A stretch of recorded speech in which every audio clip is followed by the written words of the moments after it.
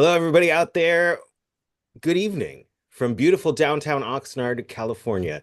My name is Paul Carganilla. I'm the Community Affairs Manager for the Oxnard Police Department, and I'm very excited tonight to have this live conversation with some friends of mine. We got an event coming up called Walk Like Mad, Walk like I almost said with Mad, but it's kind of both. And we'll talk about what that is. We'll talk about the organization, Mothers Against Drunk Driving. We will talk with our Oxnard PD traffic unit as well about the issues of DUI and what we're doing, efforts to put an end to driving under the influence, and take any questions that you have. So, as you are watching live on the YouTubes, if you have any questions for the our representative from the organization, Mothers Against Drunk Drivers, or if you have any questions for our traffic unit, anything traffic related, doesn't necessarily have to be DUI specific. We've got someone here that can answer that question. So, as I'm teasing my guests tonight, I might as well just bring them in, ladies and gentlemen. Please join me in welcoming Victoria from MADD and Sergeant Michael Jens from our traffic unit. Hello. Hey, hey, hey. Greetings, Paul, and everybody out there watching.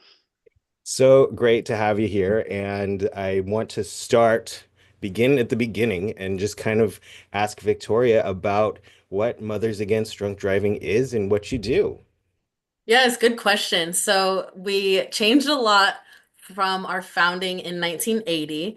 So we're trying to be more reactive and also proactive too with preventing DUIs and impaired driving. Our mission has always stayed the same for including ending drunk driving, right? That's something that's going to stay the same. But what we've added is preventing drug driving, which includes other drugs. And so we're trying to integrate that into our programs by using like cannabis and fentanyl awareness and also all the drugs, right? And then alcohol has been a major one that people usually assume and associate with DUIs, but we also are trying to include cannabis, vaping, fentanyl, and even prescription medications as well. And then we've also added supporting the victims to from those crimes. So we try to help either whether it's just court assistance, kind of what to expect in a case, and what might be ideal for the family or what kind of their goals are in that case and trying to advocate for them. We also help with if they want to, it can be really isolating to experience a DUI crash, and usually people are not expecting it. So a lot of times we help them with what the next steps might be and try to ease that from them from everything else that's going on in their lives. It's very tragic when something like that happens and a family is not expecting to be affected by an impaired driving crash. So we try to help them with what the next steps are, bereavement services, getting them in touch with other victims or survivors also so that they're not so isolated. And then another part of our mission is to prevent underage drinking. That kind of goes hand in hand with preventing impaired driving crashes. We've been seeing that fatal crashes when we raised the age from age 18 to 21 in the 80s. We saw a decrease in fatal crashes and still the same today is hopefully we're seeing less and less underage folks, drinking or using other drugs and then making the decision to get behind the wheel afterwards. So yes, to prevent underage drinking is part of our mission as well. So those are the three major parts of our mission. And yeah, so we do a lot of prevention parts and attending checkpoints, and also working to try to include traffic safety. So people who are new drivers, or also focusing on seatbelt safety, trying to get it ahead of the game before something fatal or tragic happens. So I'll pass the mic over to Sergeant Jens. If Thank you, Victoria. So, yeah, we get to see Victoria out a lot at our DUI checkpoints and some of our trainings that we host for impaired driving. Um, and my job as a traffic sergeant for the city of Oxnard is to help, reduce traffic collisions, reduce DUI incidents to make the roadway safe for everybody involved. So it's great having Victoria around to help us as she's kind of our liaison for victims of impaired driving. Unfortunately, we see a lot of traffic collisions here in Oxnard involving impaired driving. among a lot of other things, but also involving impaired driving, which really it's a 100% preventable crime, and our goal is to help reduce those numbers and get everybody safely to where they need to go. Are there any specific DUI related specific uh, what do you say? What's the word I'm looking for? Efforts that you put out? Anything that other than your regular traffic duties and looking for impaired drivers on the road? Are there any specific operations, I guess is what I'm looking for, to prevent drunk driving? Sure. So if anybody follows Oxnard Police Facebook, about once a month I send out a press release for a DUI checkpoint. That's done again once a month. We spread it out across all parts of the city, especially locations that experience a high number of DUI arrests and or DUI collisions. So we do that on a monthly basis. About 30 times a year, we do DUI saturations. That's where we just have additional officers out looking for impaired drivers. We do this kind of a fun operation called Know Your Limit. That's where we go out. You may have seen an old police car that's turned into a police car slash police taxi. We take that out, and it's called Know Your Limit. We go out and visit local establishments, talk to people, educate people, allow them to provide a breath sample, let them know, especially if they've been drinking, hey, this was a point where you shouldn't have been driving, or if they were considering driving, hey, now they know what their limit was, and hopefully they'll know in the future, hey, I shouldn't be driving after this amount of uh, consuming alcohol. Some other things we do is we host a lot of classes at the Oxnard Police Department for police officers across our region and even the state. Um, uh, Different trainings related to impaired driving detection and enforcement. So we're out there all the time, not just connecting enforcement, really trying to educate. And education goes in all kinds of areas. It could be some type of regular, like a coffee with a cop event where we're just talking to people, letting them know what we're out doing, to actual events where we're talking solely about traffic safety. So we try to do it all, and we try to get out as much as possible. Speaking of education, Victoria, does Matt do a lot of work with schools? Yes, so that's a large part of my job. So we go in person to schools that are interested in alcohol use prevention or cannabis use prevention, traffic safety.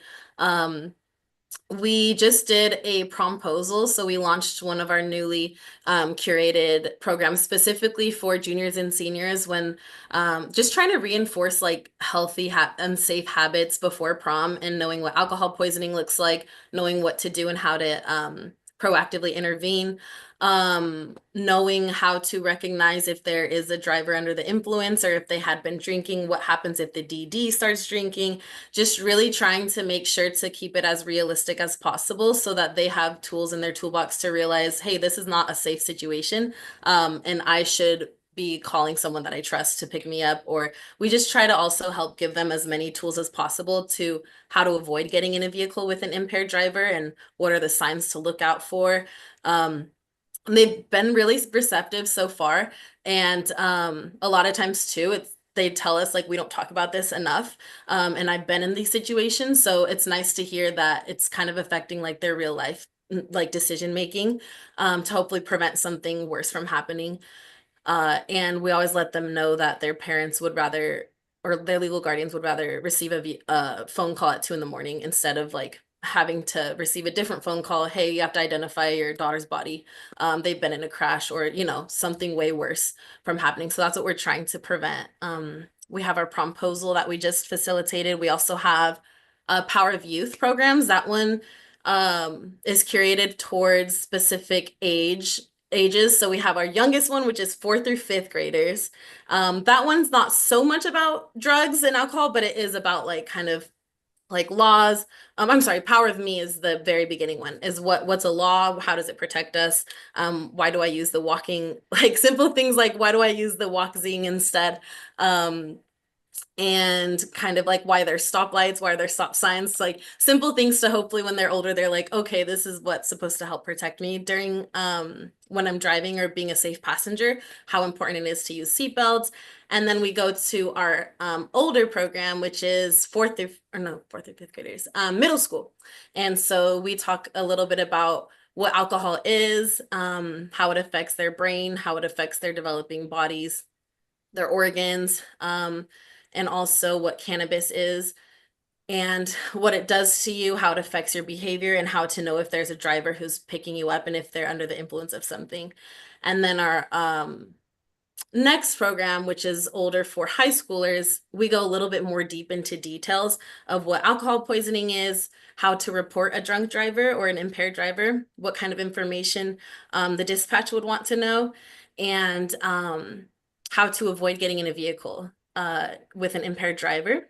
And then our college program is a lot about, okay, maybe you can legally drink, and we're not against someone like adults 21 and over safely going out enjoying drinks, just how to plan ahead and safely, and how to communicate with your friends of who's going to be either not drinking or who's going to be pitching into Uber, because we all know Uber can get really pricey. So we just want to make sure, and we're college students, so you're not trying to pay for an expensive, obviously DUI is way more expensive than Uber. So we try to reinforce those ideas of like just being preventative and making smart decisions of how to safely drink alcohol if you choose to, right? Or to not choose to.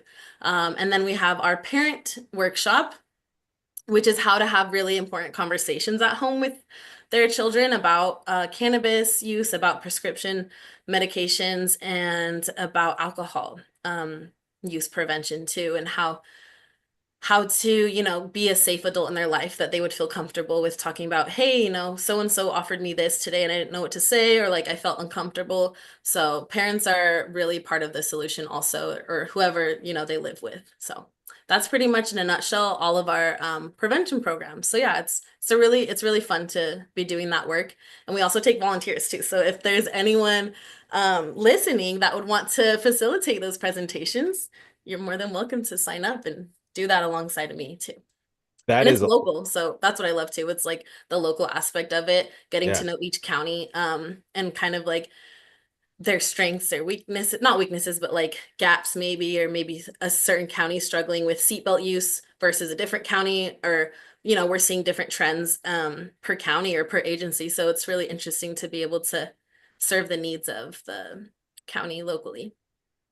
That's a lot of educational programs, and I think a lot of people kind of there's it's not a stigma, but an idea that people have of mothers against drunk driving. That's probably just a bunch of sad women in a room, feeling bad. Where it's obviously great volunteers with great energy like you getting educational awareness out and teaching these kids really important stuff. And a big part of what you do is raising the awareness as well. And we're going to talk about how you're doing that with the walk in just a second. But I just wanted to check in with our YouTube viewers and say hello. We're glad that you're here. If anybody has any questions for Sergeant Jens or Victoria about MADD or traffic safety in general, please feel free to drop them into the chat.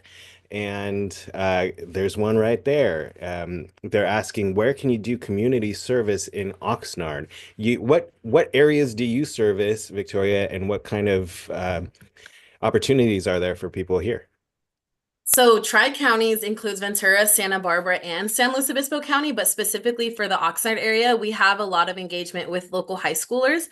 And so it really depends what they're trying to do, because sometimes people are more passionate about just working with youth, and that's totally fine. We can organize events where it's just youth, or sometimes they want to share their personal story and how they've been impacted, kind of similar to like a victim impact panel, but to the community.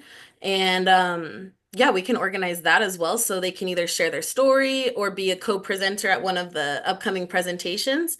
They could also talk about if they're just passionate about like preventing impaired driving, or the consequences of impaired driving. They could also just talk to the youth about that.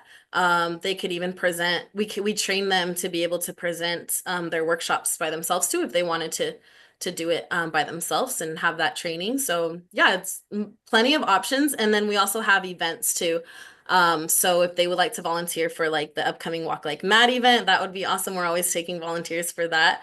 And then there's also like just other opportunities where other agencies are having events too, where we go and table and booth or like at different colleges and stuff. So yeah, that would be awesome. There's plenty of different opportunities. And then I'll let Sergeant Jens answer how they might be able to volunteer. I don't know if the department might have opportunities too.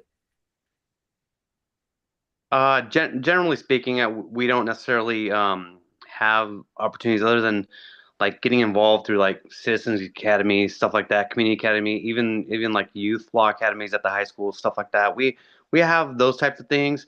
Other than that, I would definitely defer to you, Victoria, for any outreach or community service regarding that. If somebody wanted to get involved, how would they contact you? Through the website or directly? They can go through the website. They might end up with like more of like state, like the SoCal office. So I would recommend to reach out to my email, which would be my first name, Victoria, spelled just regular, and then period. Then my last name, Placencia, that's Placen, as in Nora, CIA. And then that's at MADD.org, like org.org. So yeah. And then I can also, I don't know, in the comments, like, aren't you able to like put our email in the comments so someone could come back to it or something? So I could type it in the on your YouTube. Right ahead of you. I just typed it in the YouTube Oh, comments, but we'll put it in the description as well. And amazing. we've alluded to it a bunch of times already here on the live stream. We got an event coming up, and we want to tell people about it. We have links to it in the YouTube description on this video, but let's talk about Walk Like Mad. What is it? Yes, Walk Like Mads have historically been part of our like critical fundraiser events to help with keeping our services free to the community. So the school districts do not pay a cent for our programs and also for our victim services on the ground work. So those are free and we want to keep them free. We also want to keep our prevention services free as well. And so these fundraisers are really critical in raising enough money to be able to do that and to continue what we've been doing. Um, so this Walk Like Mad, it's going to be on Saturday, June 28th. And then it's going to be in the beautiful city of Oxnard. And I'm so excited because we're returning back to Oxnard. We were there on our very first walk for, no, I want to say, was that like 2019, Paul? Yeah, yeah, yeah. It wasn't your first walk. No, I No, was not Mad. hired No, at that point. how So how many years has Mad been doing this? So I want to say, ooh, so Walk Like Mads go way back. That's a good answer that I should know, but you can also just ask Google. You can also ask Google. I can also provide like that answer in the comments, but I want to say it's been for quite a while. Mm. For quite a while, but I wish I had a number to give you. But And this time it's going to be at the beautiful Oloy State Park, Oloy Beach Park. Used previously Oxnard State Beach Park, as now named after the Chumash name for dolphins, Oloy. And what can people expect if they want to come and walk like mad? so the first Walk Like Mad is 2011. I put my little investigative lenses to work. So 2011. We're hiring if you ever want to become a detective at some point, but go ahead. Oh my gosh. And so for this year's Walk Like Mad, we're trying to make it real like with activities right in the beginning so that we're having some fun things that people can remember and want to come back for the next walk. We are also we're trying to have like fun music playing, classic rock. We're trying to have some cornhole going on. We're also going to have like frisbee and just like fun things to do while people explore the tables that are going to be present too. There's going to be other organizations available. We have CHP out there with us, of course, OPD. And then I believe maybe Simi Valley PD is going to be showing up as well. And then also Bright, wonderful organization that's also with youth drug abuse prevention. And they do so many other amazing things. I don't want to cut them short. And then there was also hopefully a public health agency going to be alongside us. So just fun opportunities to, get to know who's helping out with services, whether it's like traffic safety or public health services. And then we also have, let's see, I don't know if I'm allowed to say it, but like it's a little surprise about I'm sure it's okay to say of the mounted unit is going to be present, and so we're so thankful for them. I'm so excited to see the beautiful horses. And then I'm also trying to get a petting zoo, so if anybody out there knows a good petting zoo, I saw one today in Fillmore at the event we worked, and I was like, dang, I really need to, really want that one at my walk right now too, our walk. And then we also are going to be having some giveaways towards the end of the event. We arrive around 9:30, you explore the tables, and then we have an opening ceremony that our state executive director will be leading us in. And then we have a few guest speakers, and then we're going to be lining up and going on the walk together, whether it's strolling, walking, rollerblading, anything. And then we also have at the end of the walk a quick, brief closing ceremony. And then we're going to be giving away the little gifts and little giveaways. So yeah, it'll be fun. I'm looking forward to it. We're also going to be honoring um, one of our local victims. And since she's not present, I will not share the story, but you're able to read the story on our website. So it's walklikeMADD.org/Ventura 2025. And we just had to put Ventura to separate the counties. So it's not technically in Ventura, it's going to be in Oxnard. But Ventura 2025 is going to be the domain you're going to want to remember so you can register or donate. And then there's also the Audrey Rose's story that is very touching, and you can just feel her love like on the description that her mom gave me. So really encourage you to go ahead and read that as well. We're going to be honoring her and her family too, because something like this should not happen to another family, and it's 100% preventable, just like Paul said. So we're going to be trying to make a tangible way to bring out the community, saying that this is something that should not be affecting our community, something that we can protect our community from. So really, in a nutshell, that's what the event is for, is bringing in community and making sure we're putting a stance against impaired driving, and that we all can play a role into preventing that from happening. Aside from all of the fun stuff that's going on and activities and events and resources, it's a beautiful park in a beautiful city, and I'm sure it'll be a beautiful day. I'm knocking on wood, as it will be in June in the summer. And Georgina in the chat, she says the first walk in Tri-Counties was in 2014. So this will be the 11th annual, and we're so excited. Check out the website she just mentioned. We've got the link in the description of this video. Read the stories, and even if you can't make it to the walk, but you are inclined to help out, there you can just donate on the website as well. She mentioned it is the #1 fundraiser for MADD each year, and helps keep all of these services free, and so that people who need the services can get them without any obstacles. And I am looking forward to it. I've had such a great time helping however I can from wherever I'm sitting, help you plan the thing, and looking forward to see everybody out there. We want you to join the team, even if you can't be out there. Head over to the website, click around. You can join a team, or you can just make a donation, or you can register to come out and walk with MADD at Walk Like MADD. And oh, thank you so much. Yeah, go ahead. I have one last thing too. I Do want it. to give a huge shout out to our planning committee. Y'all have made such a huge difference. And it means so much to see like our partners come together, and just it's been so beautiful to witness this. And I'm just so proud of everyone in the planning committee. And I won't say all their names just in case they don't want to be recognized publicly right now, but just really proud. I'm so proud to see that coming in fruition. And just very proud of our region and what we're doing. And thank you for your help, Paul, too, and Sergeant Jens, too. It's no secret that you haven't been helping, too. Amazing, amazing. And just wanted to shout y'all out, too. You're so sweet. It's just it's a great cause. And I don't think anyone can disagree with that. And it's very important. It's important to get the word out, if not just for us, it's for our kids, for future generations. This is something that it's a lesson that needs to be taught, and you guys are doing amazing work over at MADD. And we've got a couple minutes left. If anybody has any questions for Victoria about the organization or what they offer, or for Sergeant Jens about anything traffic related. We are here just about to wrap up, but we do have a couple minutes if you have anything you want to ask.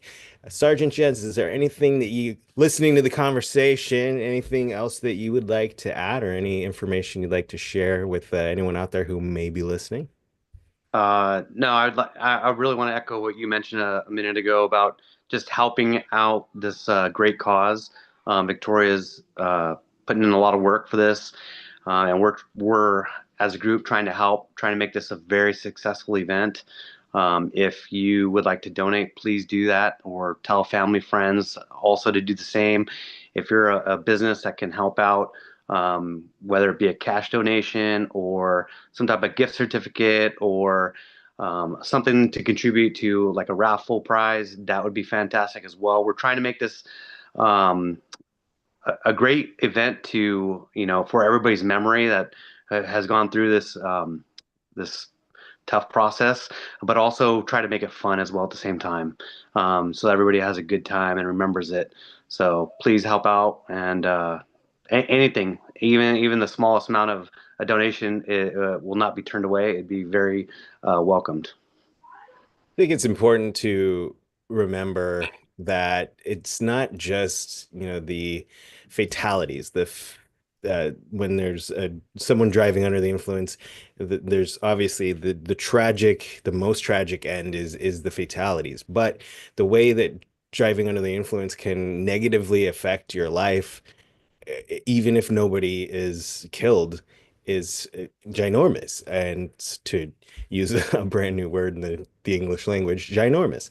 Um, you know, the fees involved, the jail time, and even if you don't, injure another person, it can really, really affect your life in a negative way, getting jobs going forward. And these are things that we need to consider, not just the fatal aspect of it, but just all of the ways in which your life could be so much better if you don't get behind the wheel. And that's what we're trying to teach people, spread the word, we it's, I feel like, just so important, the work that Matt is doing, and any way that we can support that, we are happy to. And as Sergeant Jens mentioned, if you can help out in any way, even if it's not, just giving money, if you own a business, you can offer something for the raffles. We'd love to hear from you. So, Victoria's email address one more time is victoria.placencia@madd.org. It is in the description of the video and in the comments of the live chat. And anything else before we say goodnight, Victoria? Just want to say a thank you too for our current sponsors, which is the Ventura County Sheriff's Department or Sheriff's Deputy Association, and then also Players Casino, and then of course the Oxnard Peace Officers Association. So thank you so much. We've really appreciated your support, especially even the department support, right? It's just so nice and such a pleasure to work with y'all. And y'all always make me feel like I'm right at home. So that means a lot to me. Thank you. Thank you, everybody out there, for listening, watching. Sergeant Jens, if I might ask, if anybody finds this video in the future and says, I've got a question about traffic, can they contact you, and how? Yeah, so it's hard for me to hide. You can definitely stop by the police department in person, ask for Sergeant Jens or somebody from the traffic unit. You can get a hold of me at 805-385-7847. That's my desk line, or michael.jens@oxnardpd.org. That's my email address. And I don't get out and ride a police motorcycle, as often as I'd like to, but if you see me out on a motorcycle, I'm one of two police sergeants that rides a motorcycle. So if you see a motorcycle officer with 3 stripes, that's probably me. Wave, say hi, ask any questions. I love that interaction. We love our community. Thank you again to Victoria and Sergeant Jens for being here tonight. Thank you to everybody out there watching live on the internet or after the fact. And we hope to see you at Walk Like Mad June 28th at Oloy Beach Park. We'll see you later. Take care.